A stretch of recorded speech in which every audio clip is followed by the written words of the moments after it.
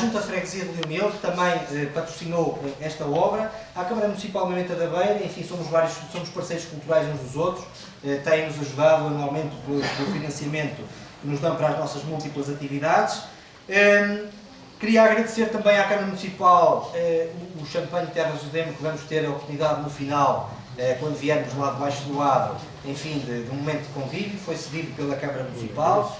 Queria agradecer à Associação Valentes da Beira, na pessoa do engenheiro Bento Barradas, enfim, puseram-nos a sentir-nos em casa. Foi durante vários dias durante a semana que viemos aqui colocar as cadeiras, colocar o bolo, colocar o champanhe, e portanto foram pessoas com grande hospitalidade. Queria-lhe agradecer na pessoa dele isso também. À Comissão de Festas, o terem-nos convidado para estarmos aqui hoje e terem aceito desde a primeira hora, na pessoa da Estela, desde a primeira hora, o facto de nos juntarmos e fazermos isto aqui hoje, porque de facto fomos convidados para estar aqui hoje, e eu disse logo que tínhamos a comemoração dos nossos 36 anos, e portanto chegámos logo ao consenso de fazer tudo cá, porque estamos na freguesia, porque estamos na nossa terra e porque precisamos dar vida a esta associação também.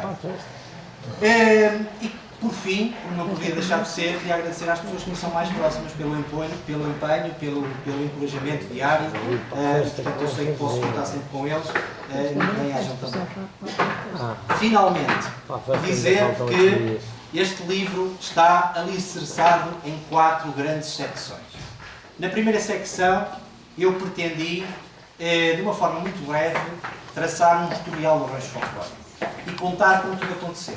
Porque nós sabemos que alguns, é aquilo que nós normalmente nos festivais lemos o nosso historial e sabemos que mais ou menos em 1978 foi formado um grupo, mas já existia um ensaiador, como os chamados ensaiadores naquela altura, que chegavam, criavam algumas danças e inventavam mais do que aquilo que recolhiam, mas de facto a Casa do Povo já tinha há 2 anos atrás contratado um ensaiador, mas também já existiam 2 grupos folclóricos, chamados grupos folclóricos, que aquilo que faziam era tudo menos folclore, mas eram chamados grupos folclóricos, já existiam aqui na nossa terra, já brilhantavam as festas de São Tiago, já brilhantavam as festas de São João, e portanto tudo isso está de certa forma na gênese daquilo que viria a ser o bairrismo leomilense e a necessidade de criar um verdadeiro grupo folclore.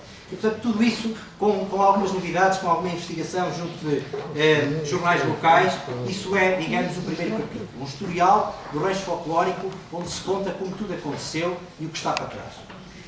A segunda secção do livro tem a ver com uma caracterização etnofolclórica. Eu não poderia chegar aqui, colocar as letras que foram recolhidas em 1978 pelos fundadores do rancho, e honra lhes seja feita, porque foram eles que efetivamente fizeram essa recolha em 1978, não poderíamos chegar aqui, colocar e não falar e não contextualizar. Portanto, essa segunda secção do livro retrata precisamente o tempo e o espaço que o rancho folclórico da Casa do Povo Leonil representa. Os meus componentes já sabem isso muito bem, porque, enfim, têm a capacidade de maturar os ensaios. Eu de vez em quando vou falando, vou metendo no cérebro, vou metendo na cabeça, porque eles têm que saber sempre isto. Mas nunca é demais referir que o rancho folclórico está em uma missão. E aquilo que vem no rancho folclórico da Casa do Povo Leonil não é fruto do bonito, ou não é fruto da imaginação, do diretor técnico, não é fruto da minha imaginação. Tudo tem um rigor, tudo tem um propósito e tudo está alicerçado em fontes.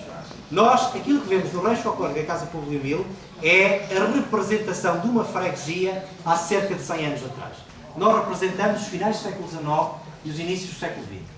E, portanto, é preciso ver isso que a gente representa. E é preciso saber isto quando se está no folclore. Nós temos que saber o que é que estamos a representar. Porque, por vezes, vemos aí grupos que até de sapatilhas sobem ao palco. Muitas das vezes, todos os grupos, eu que sou Barreto, já vimos em Rezende há pouco tempo, um grupo em que não havia um único componente masculino, não tivesse lenços tabaqueiros ao pescoço. Nós, quando chegámos ao pé de um deles e lhe perguntámos, porque ele tinha um traje de domingueiro, perguntámos: o senhor porquê é que tem um lenço de tabaqueiro ao pescoço? Ele disse: não sei, o diretor técnico é que me mandou colocar. Ou seja, não sabem o que estão a fazer.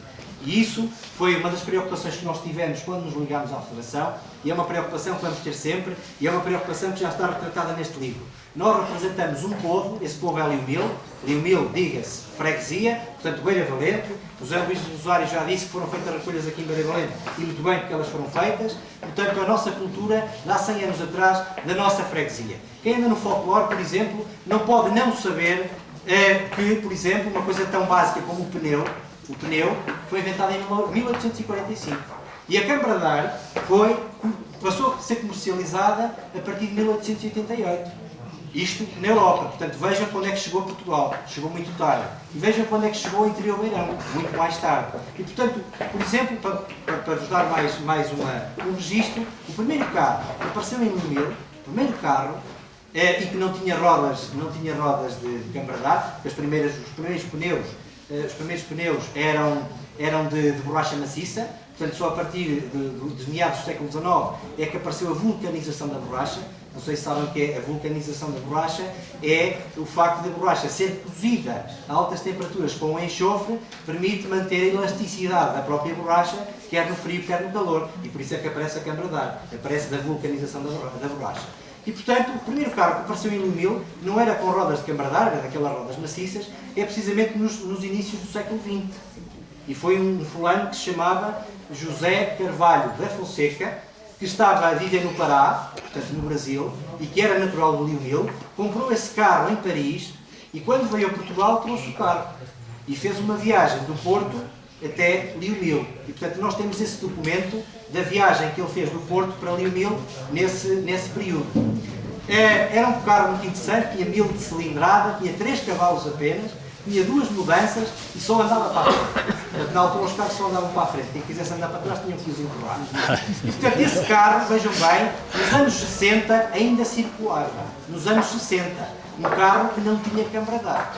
Portanto, isto para dizer o quê? Para dizer, por exemplo, nós vemos por aí alguns grupos de folclore em que os miúdos estão muito bem trajados, mas têm umas fisgas. Isso é completamente errado. A fisga é feita da câmara de ar e a câmara de ar não é da época que os ranchos representam. Nós vemos alguns também que em vez de terem brocha de ferro, têm pneu por baixo. Isso é profundamente errado. O pneu não existia na época que os ranchos representam. E portanto nós, tudo aquilo que vão ver e que veem, eu sei que por vezes é difícil distinguir entre os grupos, entre aqueles que cumprem e aqueles que não cumprem, mas aquilo que vem no rancho folclórico da Casa do Povo de Lumil é aquilo que existia.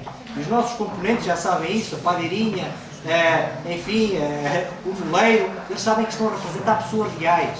Nós temos aqui, por exemplo, só para vos dar mais um exemplo, na página 28, eu encontrei um documento em que sabemos que em 1861 sabemos quem eram as profissões de Lumil nessa altura.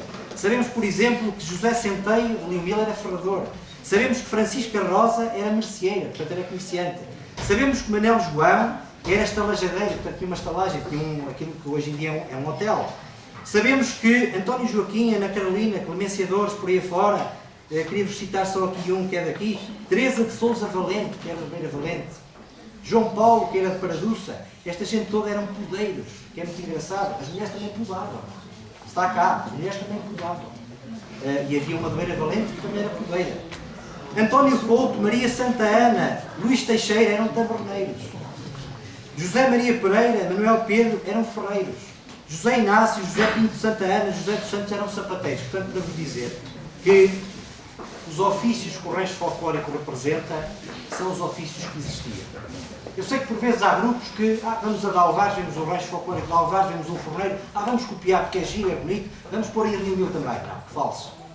O que pomos em Lumil é aquilo que existia em Lumil. Se existiam forneiros em Lumil, nós, o rancho, tem a obrigação de ter forneiros. Se existiam sapateiros, temos a obrigação de ter sapateiros. Se existiam labradores abastados, nós temos a obrigação de ter labradores abastados. Isto é o folclore. Isto é que é folclore. Folclore não é as pessoas andarem num grupo porque sim, porque é bonito, porque é cor, mas depois vão de sapatilhas, têm lenços que são do Minho, não representam a sua região. Portanto, nós, com muito orgulho, quando saímos de Lumil, levamos as cores de Lumil. Quando calcorreamos o país de norte a sul de Portugal, o que levamos é as cores da freguesia. E, portanto, nesse sentido, é importante que as instituições da nossa terra nos continuem a apoiar, porque eu gostaria que soubessem que aquilo que nós fazemos é, de facto, um trabalho sério.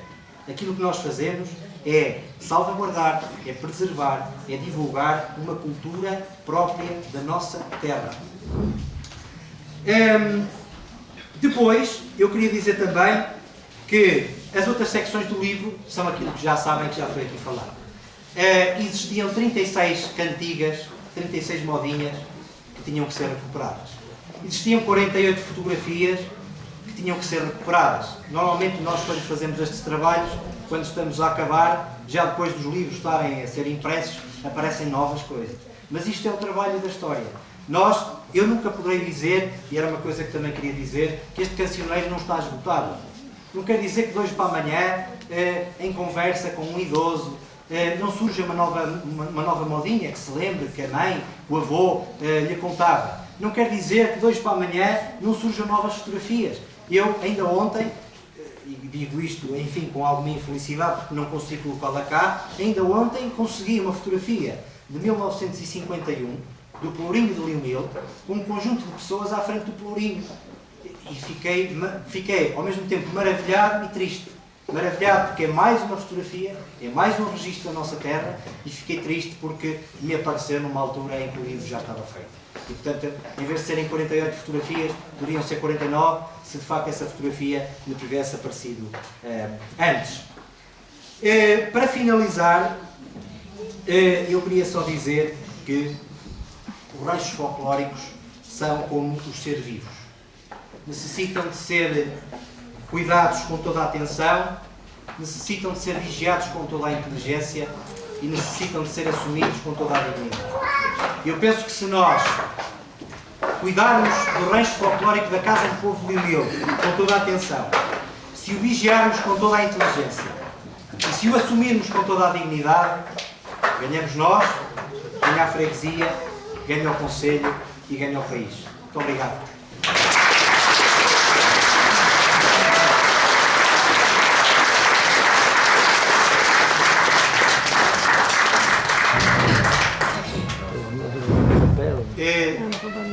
Eu queria só pedir ao Sr. Presidente da Casa do Povo de Leonil que fizesse o encómio de entregar aqui algumas lembranças aos meus colegas da mesa. Depois seguir-se então a secção dos autógrafos do livro, enfim, quem quiser que seja publicado para ficarem para a memória futura.